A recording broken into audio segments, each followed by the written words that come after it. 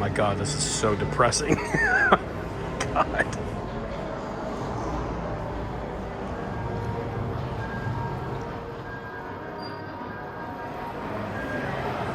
Oh my god, it smells so bad. The cologne, oh my god. Oh, I got into an accident. Nice.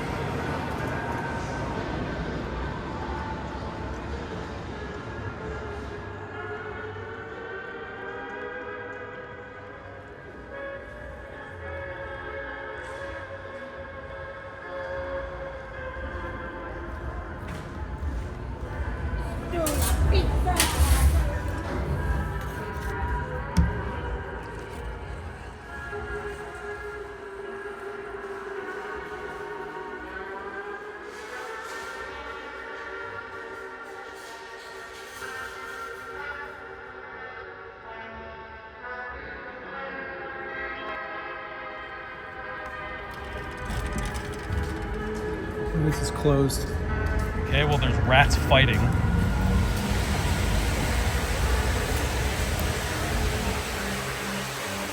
Oh, yeah. Oh, yeah.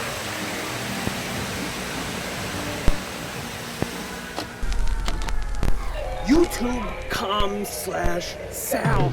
Come and join us. Go subscribe now.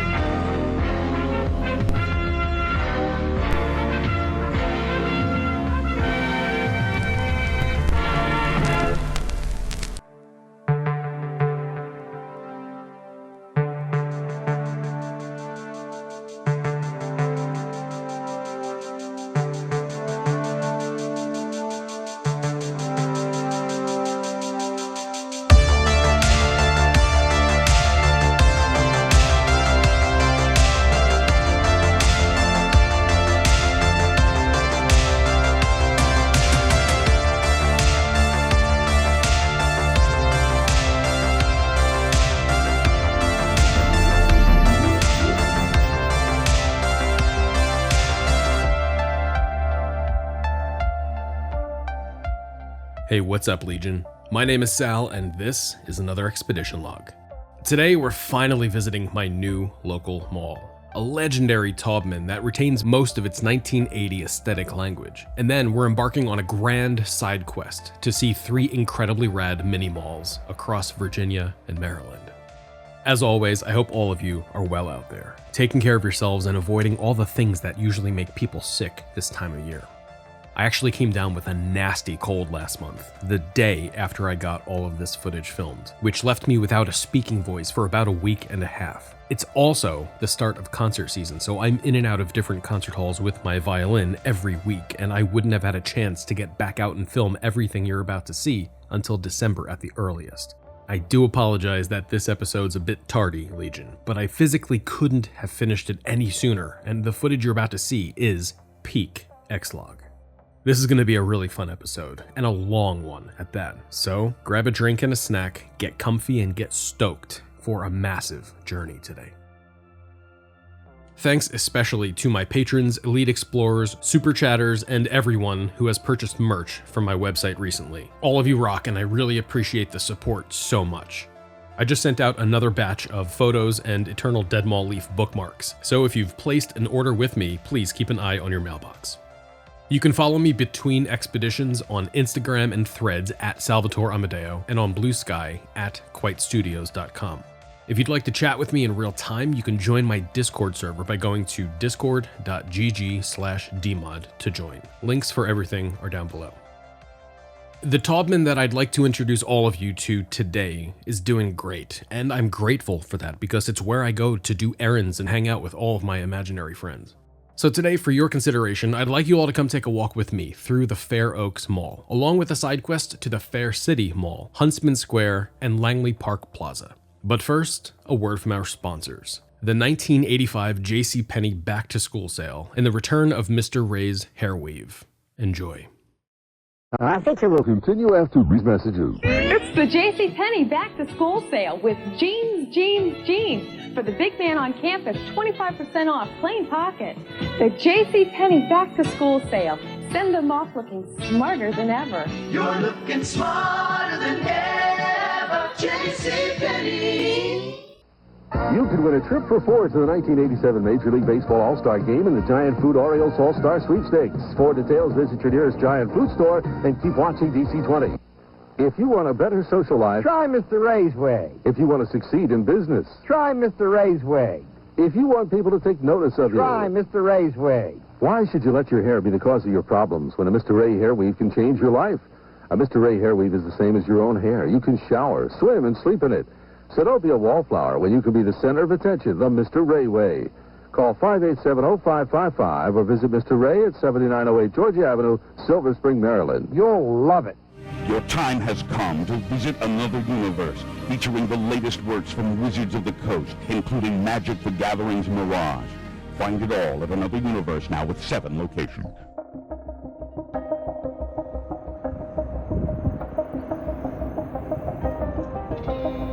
Welcome to the Fair Oaks Mall in Fairfax, Virginia. This JCPenney is one of the mall's original senior anchors, and from what I can tell, the design is original to this day. That old school brick and the patina developed on the retro copper awning are just so cool to me. But the inside of this JCPenney though is such a mess of desperately positioned clearance sales and old buckets catching dirty water dripping from the leaky ceiling. It's amazing to me now in late 2025 that JCPenney still exists and has stores open at thriving malls, but I digress. Let's jump right into the historical narrative. In the late 1970s, the Taubman Development Company announced a new mall to be built at 66 and 50 in Fairfax, Virginia, in a 50-50 joint venture with New York-based Morton Olshan. Construction on Taubman's first Virginia-based mall would take about 2 years, and the brand new Fair Oaks Mall had its formal grand opening and ribbon-cutting ceremony on Thursday, July 31, 1980. The mall cost Taubman about $60 million to build, and serving as senior anchors at the time of grand opening were Hecht's, Sears, Woodward & Lothrop, and a JCPenney. Along with about 24 inline tenants, there was also a 50,000 square foot Garfinkel's department store serving as junior anchor. Oh, did it break down? Oh, that's where it stops. Okay. Just to the left of where we are right now, that massive looming storefront is where the Garfinkels used to be, and until recently it was a Forever 21. Garfinkel's was a staple in the DC area and attempted an aggressive expansion into malls through the 1970s with locations at Tyson's One, Landover Mall, and the Springfield Mall, now known as the Springfield Town Center. The company wasn't able to capture the same growth in sales as its competitors, and in the 1980s, their last 3 locations would open at the Annapolis Mall, Georgetown Park, and right here at Fair Oaks Mall. 1 year after Fair Oaks opened, a Lord & Taylor would open as the 5th senior anchor with its grand opening on Monday, February 2, 1981. At the time, Lord & Taylor was owned by Associated Dry Goods, who was also the parent company of stores like Pogue's in Cincinnati, L.S. Ayres out of Indiana, Caldor, and the Pittsburgh-based Joseph Horn Company. Associated Dry Goods had owned Lord & Taylor since 1916 and touted it as the luxury brand and crown jewel of its portfolio. But by October of 1986, Associated Dry Goods was acquired by the May Department Stores Company in a $2.2 billion deal, making Lord & Taylor a May Company brand. These gigantic retail mergers and acquisitions were common through the late 1900s, and just 2 years prior to the May Company and Associated Dry Goods deal, Alfred Taubman himself purchased the entire Woodward & Lothrop chain for $277 million by the end of 1984. In 2025 dollars, that would be about $700 million. Taubman was taking on crazy amounts of debt through the 1980s between other department store chain acquisitions like the John Wanamaker chain, along with buying the entire Sotheby's auction house. He would build a total of 9 malls through the 1980s, beginning with Fair Oaks and finishing the decade constructing Marley Station Mall up the street in Glen Burnie, Maryland in 1987. We'll actually be ending Phase 8, end 2025 at Marley Station on this channel, which I'll talk about later in this episode, so stick with me. The 1980s set the stage for a slow dance of anchor spaces that would happen at most malls through the United States.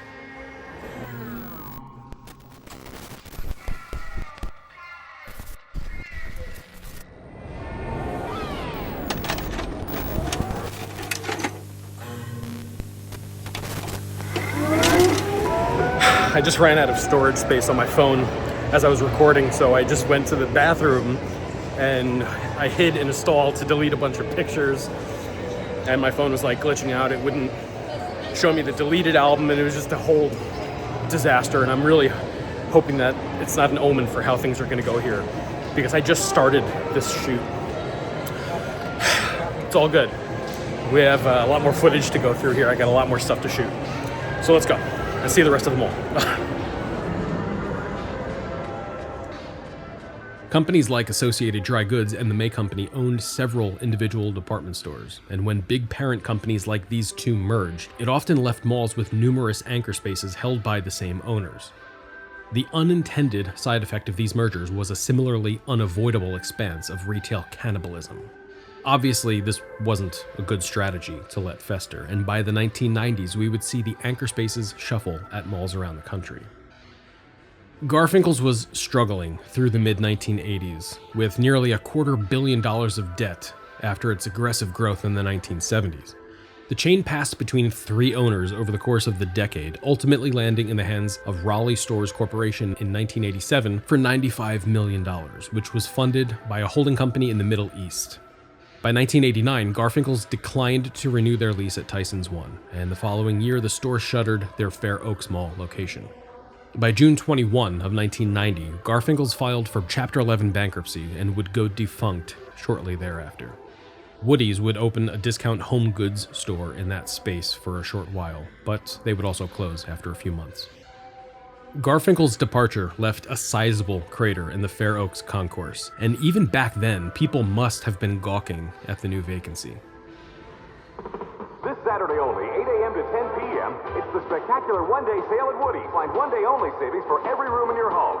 Plus, don't miss super early bird specials 8 a.m. to noon and save 50 to 65%. Terrific store-wide savings you can't afford to miss. Woody's one-day sale, 8 a.m. to 10 p.m. this Saturday only at Woody's. All right. So we're going to go see the upstairs Macy's. We haven't yet seen that. We'll go see that. Actually, first, let me show you this entrance.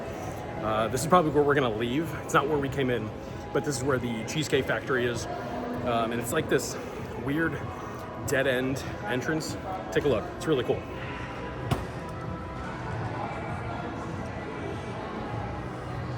So the only purpose this wing serves here, this concourse, is like a second floor exit. There's nothing below it, there's no anchor here. There's nothing below, so it's just literally just for second floor entrance and exit. I just thought that was really cool. Okay, let's go see the Macy's, come on. That incredible anchorless entrance that I just showed you was where a Nordstrom was supposed to open. A moment ago when in-camera Sal said, let's go see the Macy's, what I meant to say was that we're gonna go see the other Macy's, since there are 2 Macy's currently in operation at Fair Oaks. When I no-clipped and ran out of storage a few minutes ago, I was in front of Macy's 2, which was Hecht's turned Macy's. Macy's 2 currently has a light gray facade with black lettering for the Macy's masthead. Right now, we're gonna go see the Macy's 1, which is the furniture gallery and distinguished by brick surrounding its entrance. In March of 1990, Nordstrom signed a letter of intent with Taubman to open a new store here at Fair Oaks between the Lord & Taylor and Macy's 1, but development stalled and Nordstrom chose to open at Tysons 1 instead. By November of 1995, the Woodward and Lothrop chain had finished a company-wide liquidation and shuttered all of its stores. At this time, we saw the first anchor shuffle when the Lord & Taylor at Fair Oaks chose to relocate its store into the former Woody's parcel, rebuilding the structure into a new Lord & Taylor building, which is what we still see today. The space that was left by the original Lord & Taylor was optioned by the parent May Company to be rebranded as Fair Oaks' first Macy's, which opened in 1998. This sculpture in front of the dead escalator that looks like giant French fries was created by Denver, Colorado-based Chris Byers and has been in that same exact spot since the day the mall opened. For the longest time, this sign would have an arrow pointing that way to the JCPenney, but the JCPenney on the sign was spelled incorrectly. And somebody sent me a picture that they took in here months ago, and this is what it used to look like right now. But I guess they smartened up and they changed it, they took it off of there. So they have standards. Good job, really good job.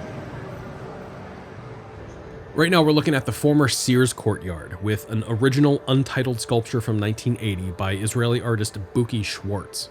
We'll get a better look from the bottom of this and the other mall sculptures throughout the rest of the video tour. While Fair Oaks had tried branding as an upscale shopping destination, this idea was directly challenged by the opening of Tyson's Galleria in 1988. Through the 1990s, the anchor shuffle at Fair Oaks was caused by the loss of anchor prospects to the new mall at Tyson's. Originally, Neiman Marcus and Saks Fifth Avenue were slated to open stores right here, but they chose Tyson's Galleria instead. By the time Nordstrom had pulled out of talks with Taubman at Fair Oaks, they too had already signed deals and began construction on their space at Tyson's Galleria. This would set Fair Oaks on a new path at the turn of the millennium, causing the mall to dig in and double down on providing luxury at affordable prices to the common shopper, with the tenant lineup just a few notches above what we saw at Potomac Mills with 2 seasons-old luxury outlet stores.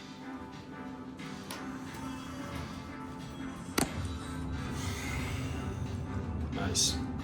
A short ride.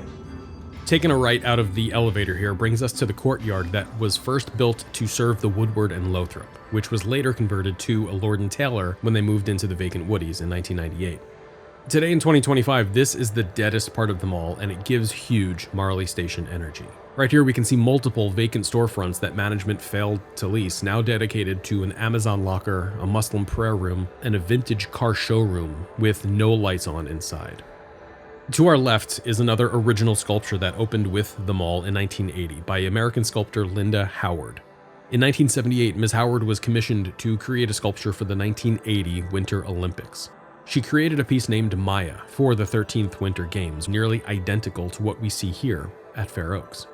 Taubman designed his malls as a blank canvas to display these commissioned art pieces in front of. The Fair Oaks Mall had a white interior since day one in 1980, and its base aesthetic language has always looked like something out of Star Wars. All of the geometric ceiling work and skylights are original here, but the concourses and courtyards had tons of character too. In each of the courtyards, there used to be conversation pits with lush planters on top. Opposite of the elevator we just got out of, which itself used to have a stage in front of it, there was a massive fountain surrounding the east elevator in front of the former Garfinkel's. Then in each of the offshoot hallways without skylights, there were quadratic marquee lighting treatments that had 40 individual bulbs per fixture. In all, there must have been nearly 1,000 light bulbs operating here at this mall at any given time. Hello, Galena. Oh, this was probably the backstage area. This was probably where like the dressing rooms were, sort of like at Marley. And then like people would go on stage over here. These were like the green rooms. They're probably using it for other things now, but that's a really cool feature. Oh my God, it smells so bad. The cologne, oh my God. Oh, I got into an accident. That's a shame. Nice. Here's a look from the bottom of the Buki Schwartz sculpture that shows just how massive this piece really is.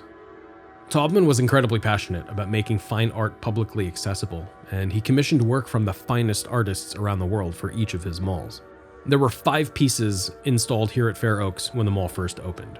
There was the black metal piece that we just saw by Buki Schwartz, the orange French fried tendrils in front of Macy's 1 by Chris Byers, which we saw earlier, the winding silver cage in the Woody's turned Lord & Taylor courtyard by Linda Howard, which we walked through. There was a silver ring sculpture that looks a bit like a cylindrical Mobius strip in front of the original Lord & Taylor turned Macy's 2 by Seattle-based Ted Johnson, and there was a sculpture named Folded Circle 2 Squares that looked like a big thumbtack with an open door on the top round part, which used to be in front of JCPenney inside of a planter created by California-based Fletcher Benton. Mr. Benton's thumbtack sculpture is the only piece that isn't at the mall anymore, and from what I could tell, it was last seen in exhibitions at the Hirshhorn Sculpture Garden in DC, and then at the Whitney Museum up in New York. The piece we're looking at right now is the cylindrical Mobius strip by Ted Johnson, and this courtyard is where Lord & Taylor originally opened in 1981, and where Macy's 2 is located today. Ted Johnson's silver ring sculpture, which we just saw, used to be in a conversation pit planter, right where we are now, but it was moved in 2013. I've taken a few suits here to get altered. It's a great tailor. It's a really great tailor.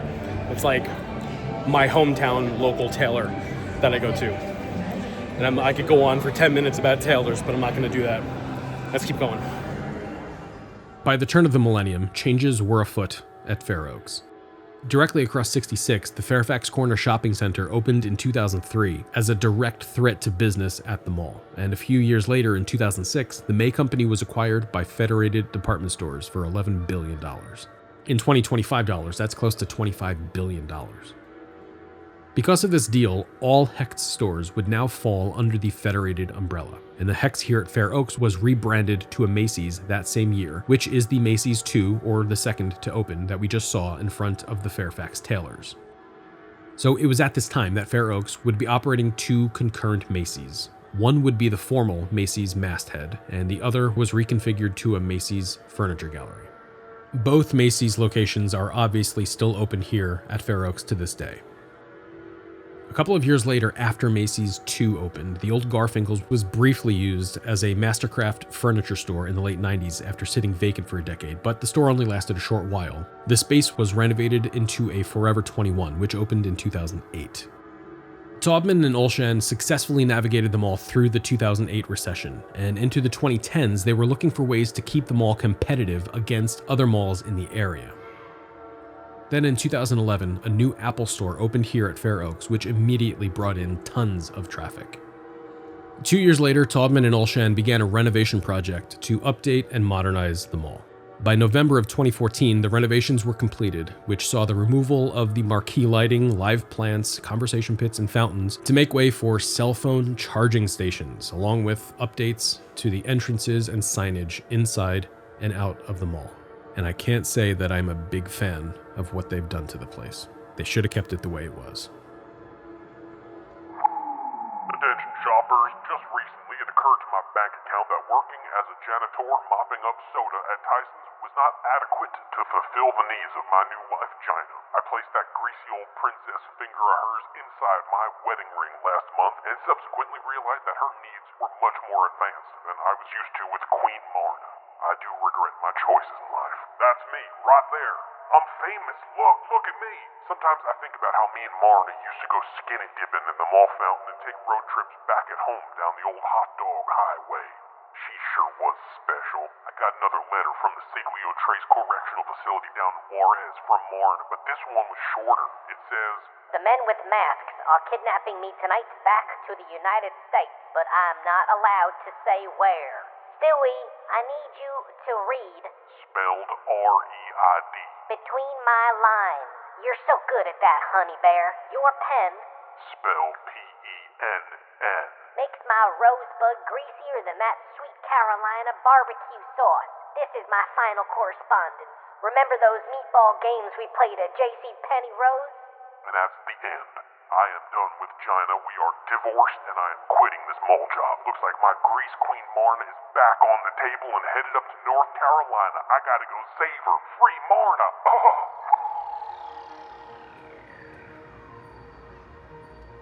Right here, we're looking at the giant French fries sculpture created by Chris Byers. According to an article from the Colorado Central magazine, Chris and his son Paul were frantically trying to meet the ever-changing deadline for the mall opening with this installation in 1980, and he had to construct it piece by piece. Byers worked day and night to get it finished and resorted to living in a teepee in the mall parking lot, drawing the attention of tons of locals in the area. On August 23, 2018, Sears Holdings announced that it would be closing 46 locations around the country with a mixture of Kmart and Sears stores, unfortunately, of which the Fair Oaks Mall location was included. Liquidation began on August 30, and the store shuttered later that year on November 25, 2018. At this time, Taubman and Olshan took out a new $240 million loan for the property, which they would secure with a 780,000 square foot central portion of the mall. Taubman and Olshan then spent 2019 courting new tenants for the vacant Sears space, and despite a temporary closure in 2020 due to COVID, the mall would reopen with a shiny new set of joint anchors on the old Sears pad with Dave & Buster's, Dick's Sporting Goods, and a Lazy Dog restaurant. my God, this is so depressing. God. When malls and non-essential retail stores began reopening after the pandemic, Lord & Taylor was having a rough time. Sales were down across the chain, and multiple locations were looted in countrywide riots. By August 2, 2020, Lord & Taylor filed for Chapter 11 bankruptcy, and later that month, the chain announced that all stores would be shuttered on Thursday, August 27. In the wake of Lord & Taylor going defunct, a new retail merger had been in the works for a few years already, and in December of 2020, the Taubman Center's portfolio was acquired by Simon Property Group.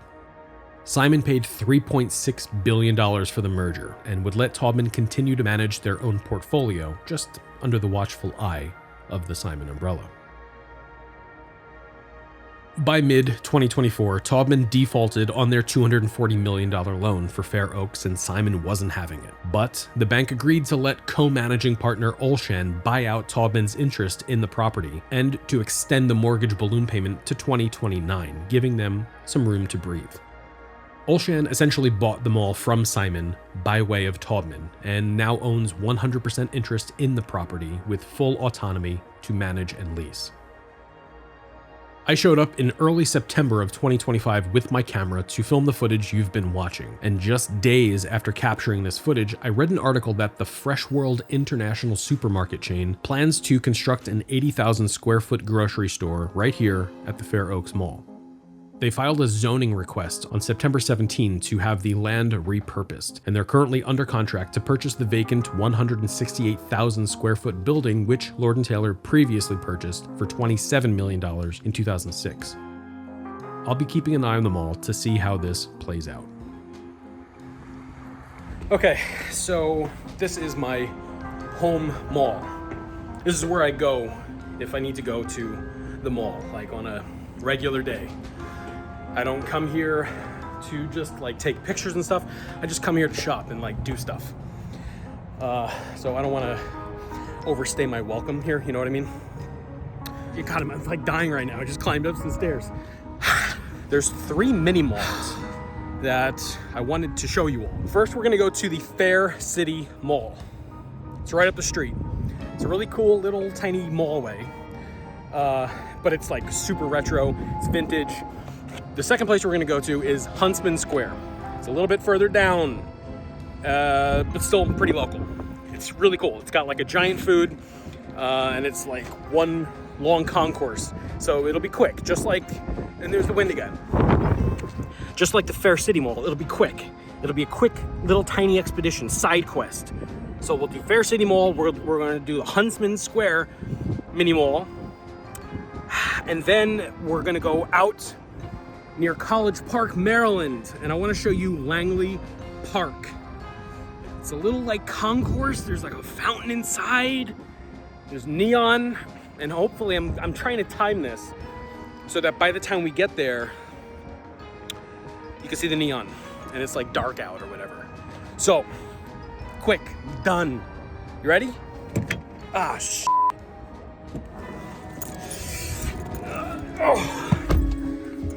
Okay, ready, let's go.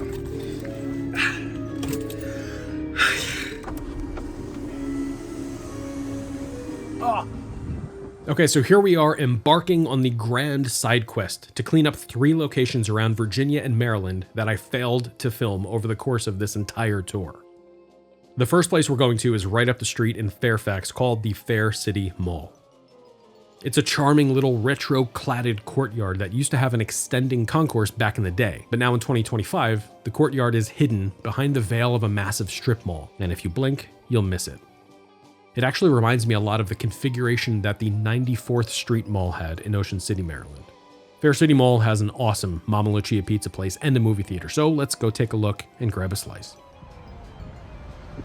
Okay, so there's the Fair City Mall over there, over this hill, and we're gonna make this light.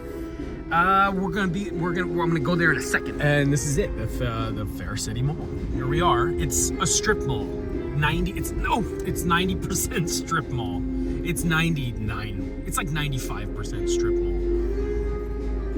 But right down there, over there, there is a movie theater and a little tiny concourse.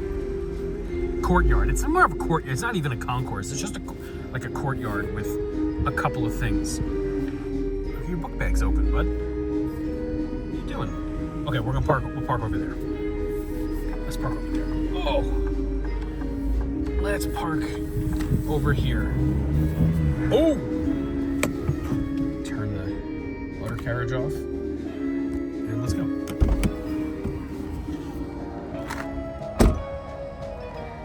Here we are. Okay, so this is the Fair City Mall. And according to somebody in my Instagram, this used to be much more mall than it is today. Like you'll see in a second, it's just like a courtyard here. But apparently, the mall used to extend much further down. It doesn't do that anymore. And it's just a real tiny concourse, courtyard. Let's go inside. I forgot my keys.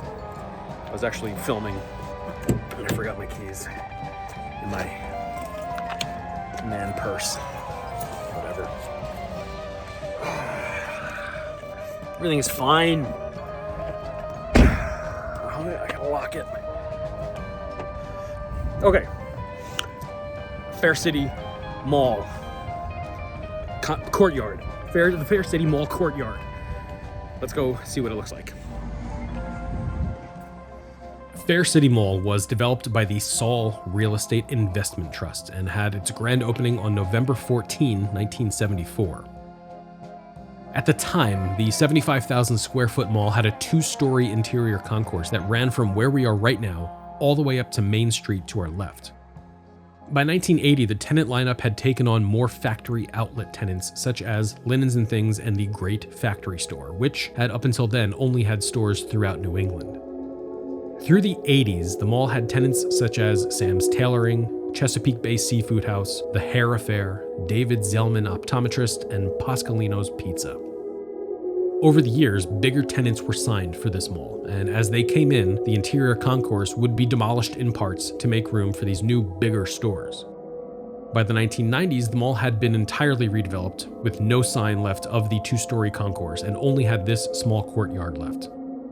By that time, it had stores like a Shoppers Warehouse grocery store, a Rack Room Shoes, and a Potomac Sports Factory. By 1999, the original cinema at the mall had been closed for a few years, and it was then purchased by Mark O'Mara. Mr. O'Mara would bring new life to the cinema over the years with innovative fundraising strategies such as Kickstarter campaigns to install new seating and amenities. The Mama Lucia has also been here for quite a while, once neighbors with an Errol's video store, but always baking some fantastic pizza. As far as I'm concerned, Fair City Mall is a tremendous destination for locals to grab a slice of pizza and catch a movie. And KLNB, as the management firm today in 2025, is doing great work keeping tenants filled at this charming mini mall courtyard.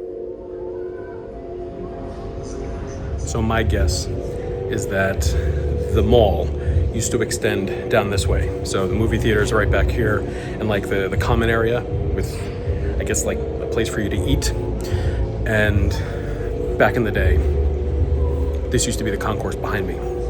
But obviously, it's not anymore. And that's it. That's the Fair City Mall. That's it. Hey man, do you take Apple Pay? Yes, sir. Can I just get a slice of cheese and a Coke Zero? Coke Zero, one slice? Yes, ma'am.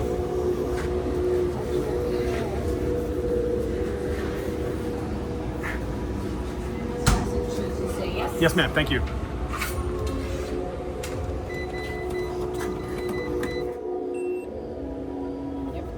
You know the whole history of this mall? Do you?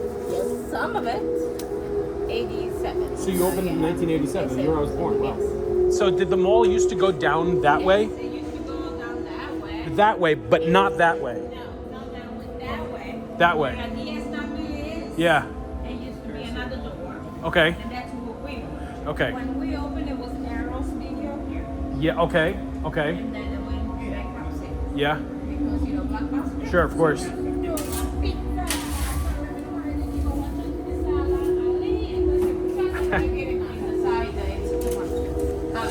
Thank you so much. And what's your name?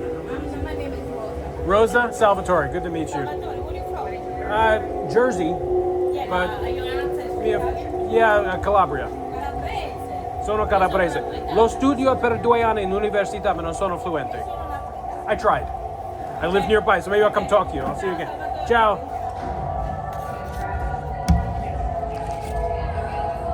Okay, we got a slice of cheese from Mama Lucia, and I just had a really wonderful conversation with Rosa, the manager over here. She's awesome. And this pizza actually looks pretty good. So let's eat it. Oh my God, it's falling apart.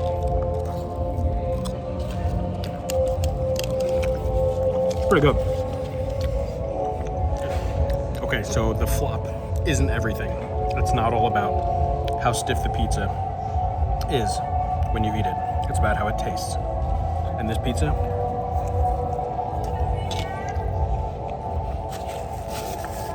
okay, one bite. The cheese pizza at Mama Lucia at the Fair City Mall in Fairfax.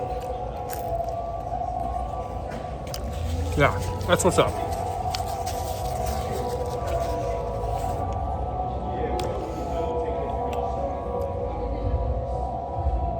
$8.7. It's an 8.7. Oh my God, that's so good. Let's go. Come on.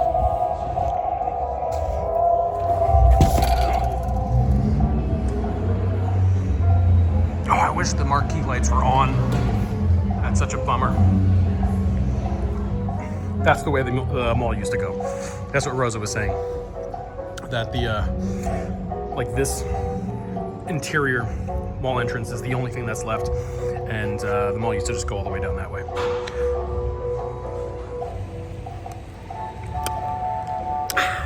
Okay, let's go over to Huntsman Square. I think I have to get a couple of things at Giant, so let's go.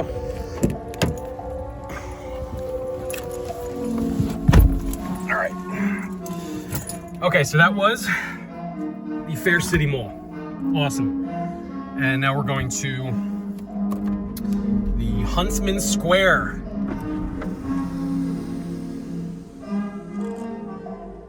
So now we're venturing further out to Springfield, Virginia to see the Huntsman Square Mallway. This place mainly serves as an enclosed vestibule for the attached Giant grocery store. All right, so I am deep in the suburbs now. And usually I like to show all of you the expedition, the voyage out to the location.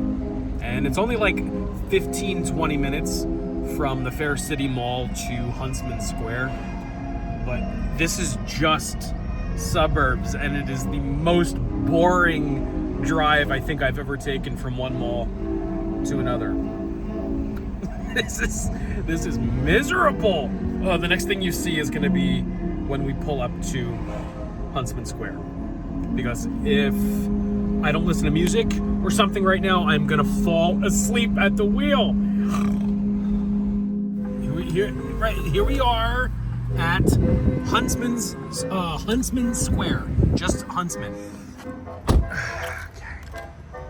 Whoops. Oh, I gotta lock it. God, I keep forgetting to lock it. Okay, so let us traverse this parking lot. Hope we don't get our asses kicked on the way there. Look at all these karate vans. I'm losing it, man. I'm losing it. Let's go inside. Come on, I gotta get vitamins. Welcome to the Huntsman Square Mallway in Springfield, Virginia. You can walk across this entire place in less than a minute. Okay, so this is the concourse. That's it. That is literally it. That's the whole thing. That is the mall. Huntsman Square Mall opened in 1989 in the exact configuration that we see it in today. It was developed by Giant Food Stores, who still owns it in 2025. These skylights running the length of the concourse were added in 1999 and remain the only semi-structural change that the mall has ever seen.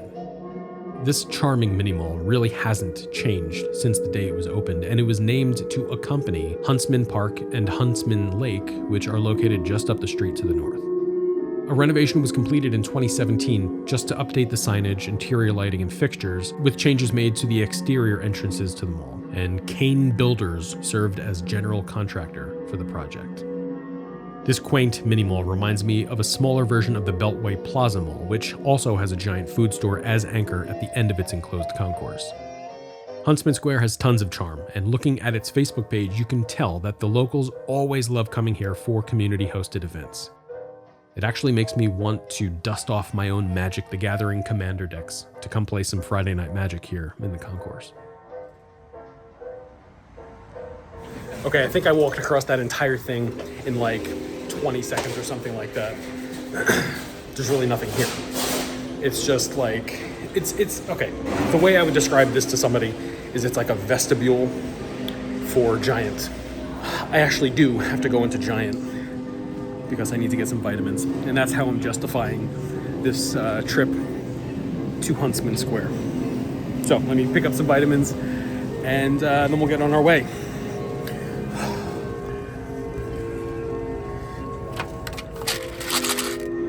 They have all the Halloween stuff out. If you are a Scannet customer, please scan the barcode on $2.99. Awesome. Awesome.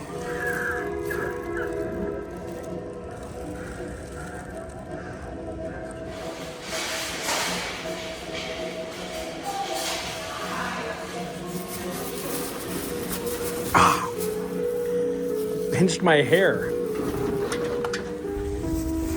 Okay, so that was Huntsman Square. Little mallway. Pretty much it's just a vestibule for Giant. And that's it. God. So now what we're gonna do is we're gonna go out to Adelphi, Maryland, right near where I used to live when I lived in College Park, Maryland. We're gonna go out to Adelphi to see the Langley Park Plaza. I'm gonna go over to Starbucks. I'm gonna get a stiff coffee, and then we're gonna go.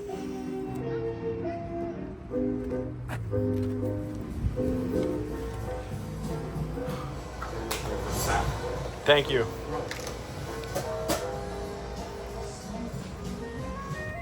Okay, all right. Iced latte, 4 shots, blonde espresso, 1 pump of hazelnut syrup with soy milk. That's good. That's really good. 1 bite, sip. That's an 8-9. Langley Park Plaza. Let's do it. Come on. The final stop in our side quest adventure is out to Adelphi, Maryland, to see the Langley Park Plaza Mini Mall. I've known about this place in the back of my mind, but I always forget about it when I'm in the area. This is where the episode completely fell apart for me the day I shot it. But I'm keeping the footage of the disaster in, so stick with me. Oh, all right, I messed up. Oh, no! I did it! Oh, it's freaking out now. Of course, I didn't mean to do that. I was thinking about how much of a disaster 407 Corners was. Wow, it was so peaceful. I was just sitting here thinking about M&Ms and coffee. This is actually one hell of a detour. It's got me going into a metro park. What?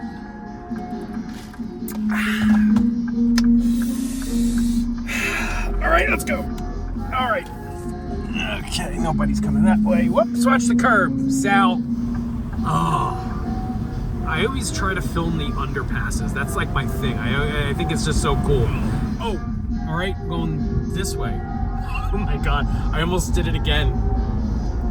I gotta stop. The sun's going down. The wheels are coming off. I need to focus up here. What the is all of this?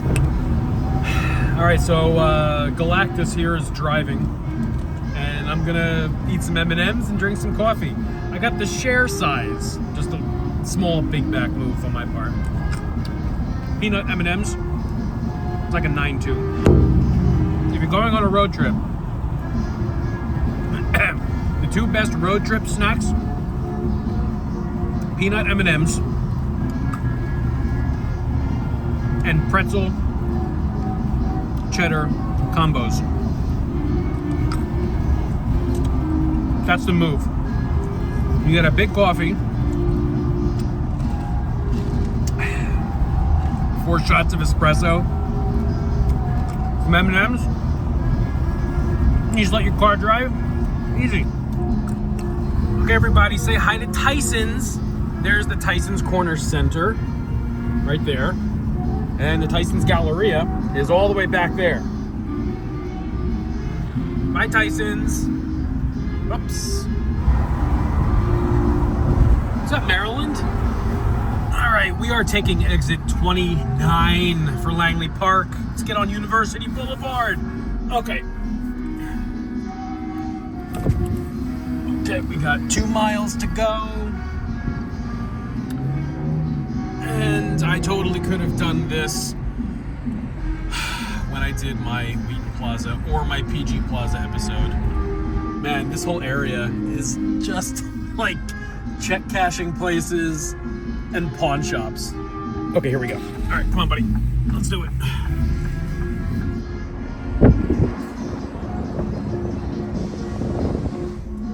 Oh, there's a cat. There's a cat. What is it doing? Okay. All right. Langley Park Plaza. Here is the park, and there is the plaza.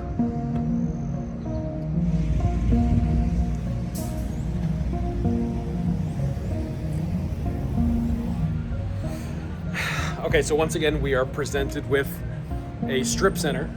So it's, there's like a grocery store, CVS, a whole bunch of stuff over here, passing under a Dollar City. And then there's an enclosed small portion. I've actually never been here. So I just went out on expedition recently with Ray Out There. You can find him on Instagram at Ray Out There. And we went to the Livingston Mall in New Jersey, and he was a wonderful host. I recommend all of you go follow him on Instagram. Once again, at Ray Out There.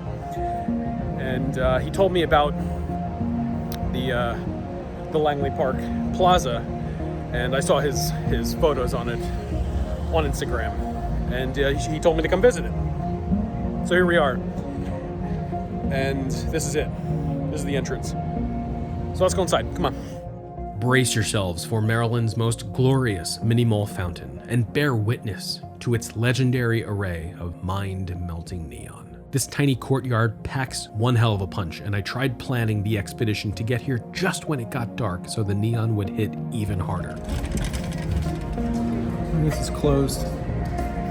Okay, well, the mall closes at 7. Oh god, but look at that neon. Look at that neon. Oh my god. The Langley Park Plaza is closed. I'm gonna walk around here and see if we can see anything. Mother. Okay, well, there's rats fighting.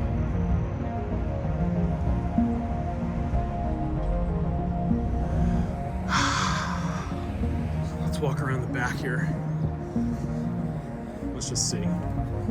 Furniture store. Oh yeah, that's closed. That is super closed.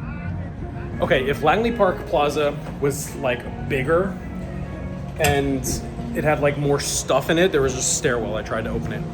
If there was more to this, if there was a bigger concourse, I would probably consider this a much bigger failure. But hold on a sec. Hang on, wait.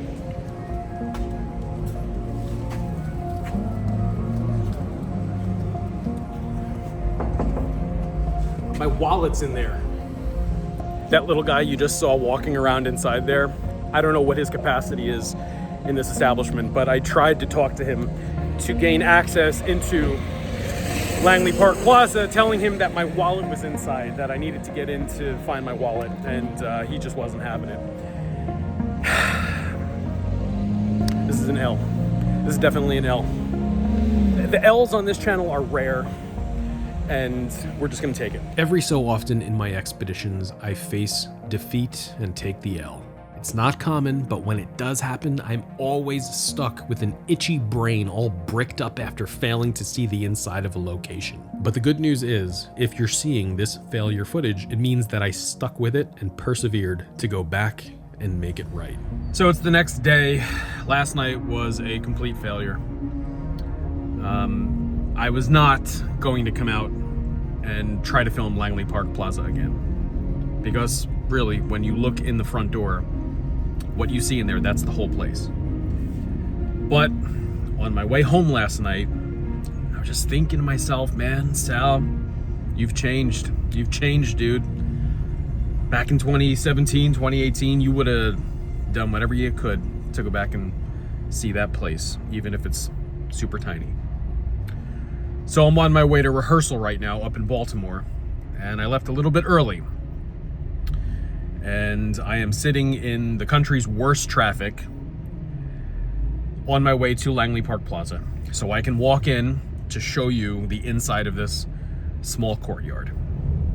This really is the worst traffic ever.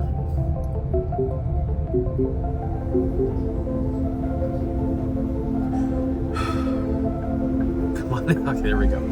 All right, let's go. Here we go.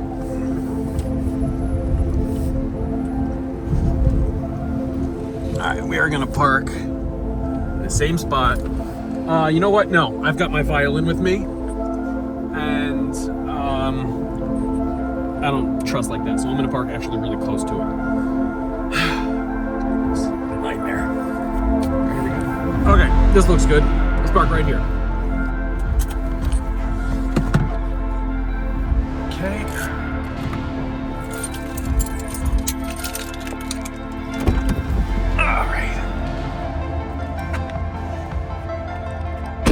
It is 5:13, so it should be open. Let's go. This reminds me of that time years and years ago when I was on my way to a rehearsal in West Virginia, and I decided to stop at the Mountaineer Mall just because it's in West Virginia, and I was like an hour late to the rehearsal. I had no sense of like where Mountaineer was in relation to the rehearsal.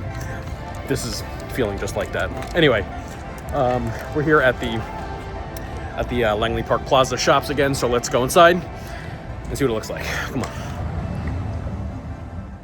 The history for Langley Park Plaza goes all the way back to Saturday, December 11, 1954, when ground was broken right here at New Hampshire Ave and University Boulevard for a new Landsberg's department store, which would be the chain's first suburban branch outside of downtown Washington, D.C. Oh, yeah.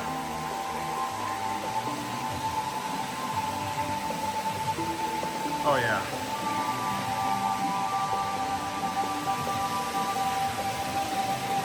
Awesome.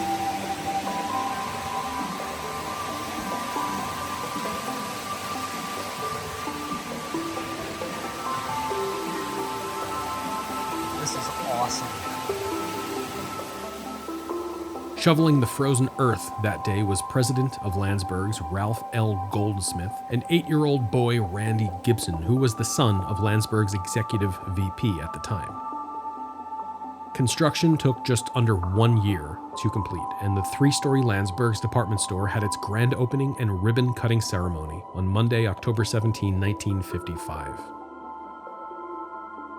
The store and plaza were built and owned by Adelphi Incorporated, and it cost just over $3 million to build, which is about $36.5 million in 2025 dollars.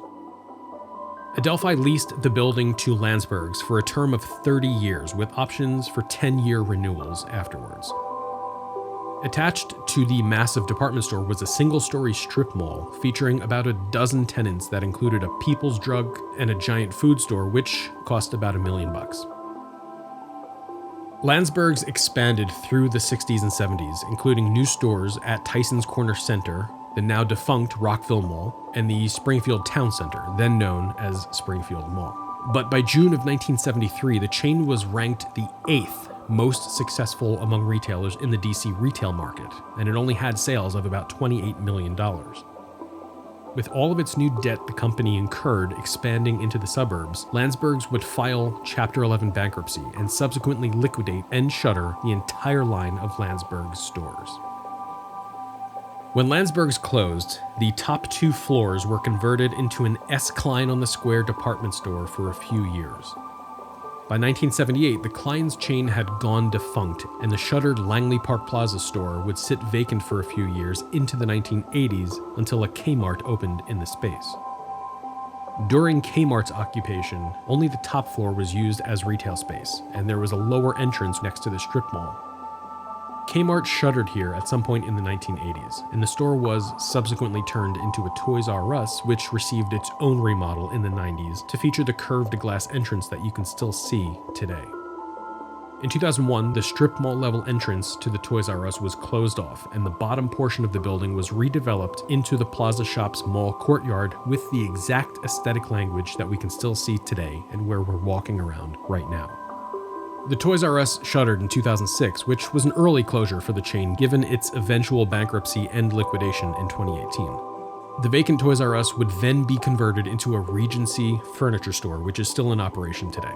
It was around this time that the People's Drugs was converted to a CVS and the Giant Food was converted to an Atlantic supermarket. And I can confidently say that the interior mall courtyard we see at Langley Park Plaza today is how the mall has always looked since it was converted from the vacant lower level of the former Landsberg's building.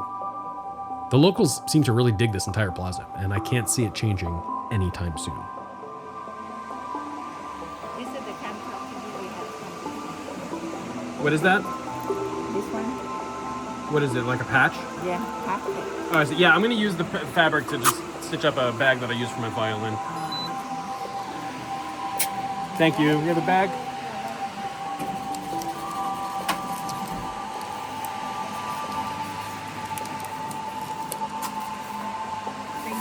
Thank you so much. Have a great day. Yeah, bye-bye. I'm so glad that I had the chance to stop back over here to give all of you a closer look inside. Langley Park Plaza has a ton of charm, and it's incredibly well maintained, probably by that dude who blocked me from getting in the night before. Great job, dude. But that's where our side quest comes to a close, so I'm gonna head back up to Baltimore for my rehearsal, and then we'll close the episode out on my way back home with one last look around the Fair Oaks Mall. So it turns out there was a store in there that I actually needed something from. I needed some fabric and some thick thread and some needles to sew a patch onto a bag that I use to put my violin inside. And they had that. So there you go. This place is actually pretty sweet, but I am never coming here again. It is so out of the way, and traffic getting here is just such a nightmare. I'm not doing it again, and I'm glad that I came out of my way on the way to rehearsal to come see it, because it is so cool in there. Anyway, I have to go to rehearsal now. So let me go do my rehearsal in Baltimore, and then on my way back, we will see the Fair Oaks Mall at night and just take a little tour around the outside of it, all right? All right, let's go. Time to get to rehearsal.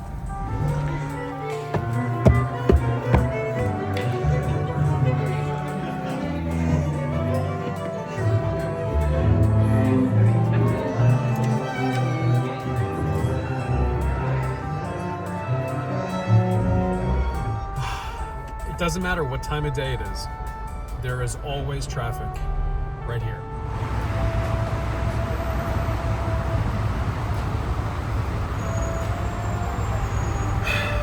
So it's like 10:40 right now, and I finished rehearsal at 9:30, and my ETA to the Fair Oaks Mall is 11 o'clock. Let's go to the mall. Let's go to the mall. Fair Oaks Mall is and always has been doing just fine. It's not a thriving luxury mall. It's a good mall. It's a successful mall. Taubman did a great job keeping this mall relevant and competitive for over 40 years, and even though the Lord & Taylor has sat vacant for a while now, I do think that the proposed supermarket will be a good addition.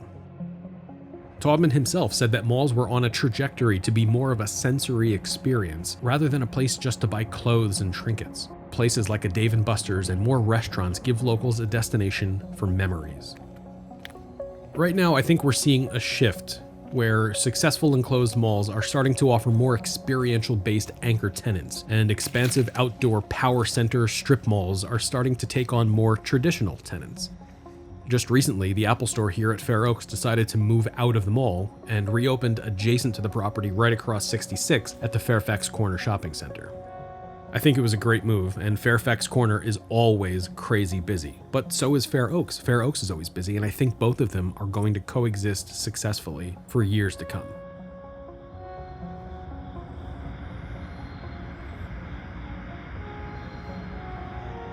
This is my mall. This is where I walk around just to be a mall rat and to take my suits in for Hemming and grab a slice of pizza. Shooting this footage is the only time I'll ever come here with my camera, and I'm stoked to just go back to quietly growing old with my new Taubman here in Virginia. It is bittersweet though, because seeing this abandoned Lord & Taylor at a Taubman really makes me want to revisit Marley Station. So obviously this is my favorite part of the Fair Oaks Mall. And sometimes when I'm just driving around at night, I'll come over here just to like clear my head. It doesn't hit the same during the day, but at night, this spot does it. Anyway, so this episode was actually supposed to close out Phase 8 of the ExLog. This is my new home mall, and I wanted to end the Virginia Home Malls tour, the DC Metro tour, with my hometown mall, the one that I do my chores and my errands at. But I actually filmed 3 malls at the start of this tour back in July of 2024. One of the malls that I filmed is the Penrose Mall down in North Carolina, and it's disgusting. It's derelict. It's so gross. I don't know how it's still open.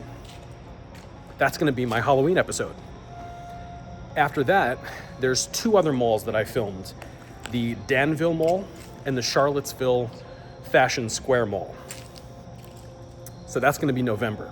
That's going to be a double-header ExLog with both of those malls. But then for Christmas, we're going to go back to Marley Station. Marley Station Mall. I did 2 full episodes on Marley already on this channel, but that was 7 years ago. My latest episode on Marley was in ExLog 24, I think it was. And it's changed so much. In the past few months alone, I've been back to Marley quite a few times. Recently, I was there with Dan Bell, and I got dinner with him and a few friends at the Honeybee Diner. The reason I'm bringing this up in the episode on Fair Oaks is because now this is my new hometown mall. Marley was my first hometown mall when I moved to Maryland from New Jersey.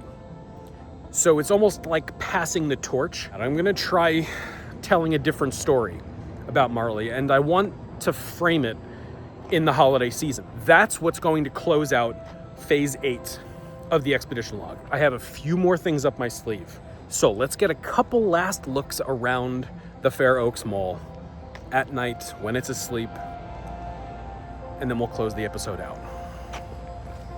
Let's do it.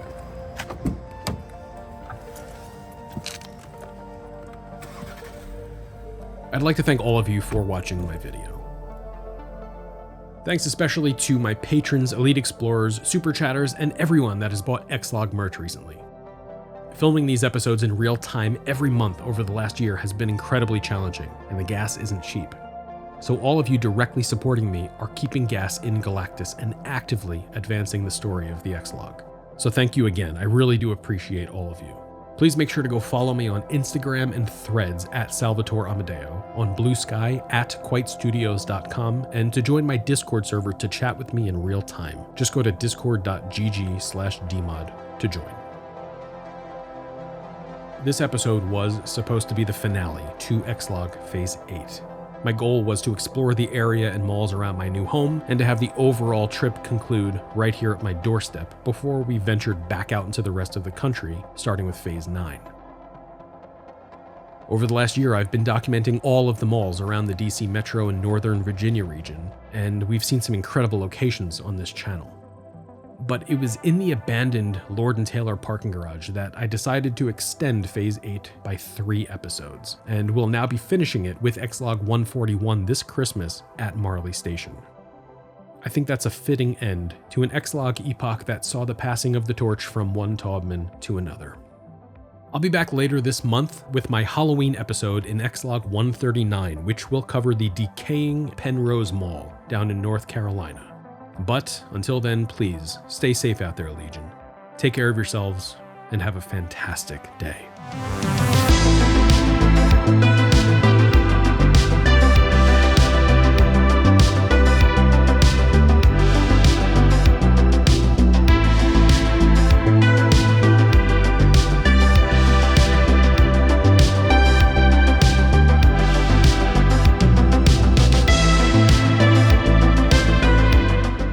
We'll continue after these messages. It's the JCPenney back to school sale with jeans, jeans, jeans. For the big man on campus, 25% off plain pocket. The JCPenney back to school sale. Send them off looking smarter than ever. You're looking smarter than ever, JCPenney. You could win a trip for 4 to the 1987 Major League Baseball All-Star Game in the Giant Food Orioles All-Star Sweepstakes. For details, visit your nearest Giant Food store and keep watching DC20. If you want a better social life, Try Mr. Ray's way. if you want to succeed in business, Try Mr. Ray's way. if you want people to take notice of Try you, Mr. Ray's way. why should you let your hair be the cause of your problems when a Mr. Ray hair weave can change your life? A Mr. Ray hair weave is the same as your own hair. You can shower, swim, and sleep in it. So don't be a wallflower when you can be the center of attention the Mr. Ray way. Call 587-0555 or visit Mr. Ray at 7908 Georgia Avenue, Silver Spring, Maryland. You'll love it. Your time has come to visit another universe, featuring the latest works from Wizards of the Coast, including Magic the Gathering's Mirage. Find it all at Another Universe now with 7 locations.